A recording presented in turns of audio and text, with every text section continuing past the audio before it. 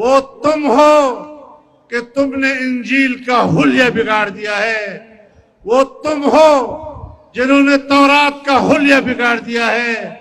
तुम अपनी किताबों की हिफाजत नहीं कर सके, तुमने उस पर तहरीफ कर दी है।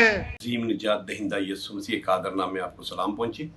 आज वीडियो बनाने का मकसद मौलाना फजल रहमान के गुज़िश्ता रोज़ के इज्तिमा में जो उन्होंने बाइबल के बारे में गलत बयानी की है, मेरे ईमान का तकाजा है कि मैं उस बात पे उनको जवाब दूं। हालांकि ये जवाब जो है मजहबी रहनुमाओं की तरफ से आना चाहिए था।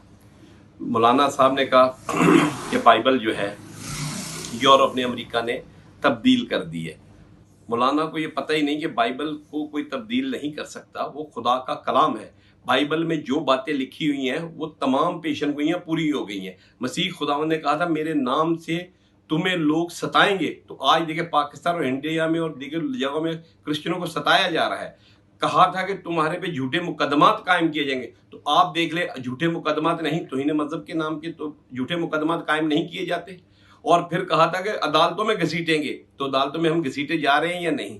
और फिर कहा था कि तुम्हें अजियत देंगे। आप मणिपुर में देख लें, पाकिस्तान में देख लें, क्रिश्चियनों के साथ कितनी ज्यादतियां हो रही हैं। तो तमाम बातें जो बाइबल में कही हैं वो तो पूरी हो रही हैं पेशन गोइयां। तो कौन सी बात है जो आप कह रहे हैं कि तब्दील हो गई। मजा तो तब था कि आप कहते कि ये वो बाइबल है जो असली है और ये वो बाइबल है जो तब्दील शुदा है, फिर तो बात होती।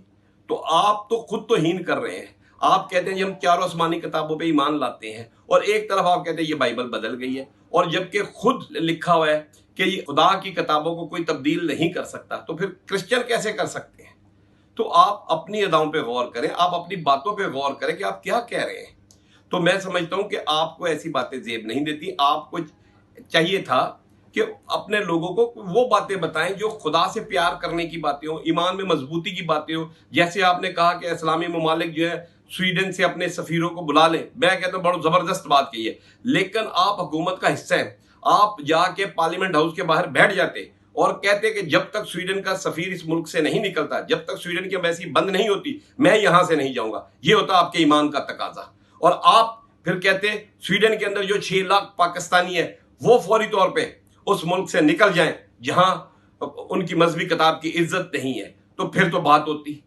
आपने ऐसा भी नहीं कहा। और फिर आपने कहा ये अमेरिका जो है दुश्मन है। बिल्कुल दुश्मन है, और अफसोस ये है कि वो दुश्मन होने के बाद आप लोग वहां जाना चाहते हैं। आपका काम था कि आप कहते हैं पाकिस्तान गवर्नमेंट जो है अमेरिका से, यूरोप से एक्सपोर्ट इंपोर्ट बंद कर दे, फिर तो बात होती। एक तरफ आप कहते हैं वो दुश्मन है, उसके बाद फिर आप ताल्लुकात भी रखते हैं, फिर आप वीजों के लिए लाइनों में भी लगते हैं। तो मौलाना साहब ये बातें कुछ समझ से बाहर है।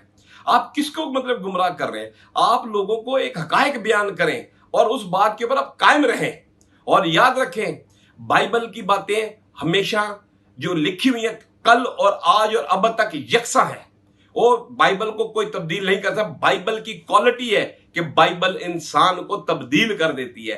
अनपढ़ शख्स भी जो होगा ना, वो अगर कहेगा खुदा मुझे बाइबल पढ़नी है, तो इस किताब की खसूसियत यह है कि वो इस किताब को पढ़ सकता है। और कोई किताब पढ़े या ना पढ़े, लेकिन ये पढ़ सकता है। तो खुदारा नफरत को ना फैलाएं, क्योंकि याद है कि हम कहते हैं मसीहत जो है मोहब्बत का मजहब है, इसलिए हमारे चर्चेज में मोहब्बत की तालीम दी जाती है। हमारा कोई मजहबी रहनुमा कभी भी किसी के खिलाफ बात नहीं करता। लेकिन आप देखें, आप समेत जब भी कोई क्रिसमस आता है तो मौलवी लोग हजरात जो हैं वो क्रिसमस के बारे में, क्रिश्चियनों के बारे में तरह तरह की बातें कह देते हैं। हालांकि आपने देखा होगा हमारी तरफ से हमेशा आपके लिए दुआएं ही होती हैं। तो खुदारा इस चीज को रोके। तौहीन आप करते हैं। क्रिसमस आता है तो आप लोग हमारे खिलाफ बोलते हैं, मसीहत के खिलाफ बोलते हैं, किताबों के खिलाफ बोलते हैं, लेकिन आपके खिलाफ कोई मुकदमा दर्ज नहीं होता। हम नहीं भी करते तो हमारे खिलाफ मुकदमे दर्ज हो जाते हैं और हमें जेलों में बंद कर दिया जाता है। अब ये सिलसिला बंद हो जाना चाहिए। शुक्रिया।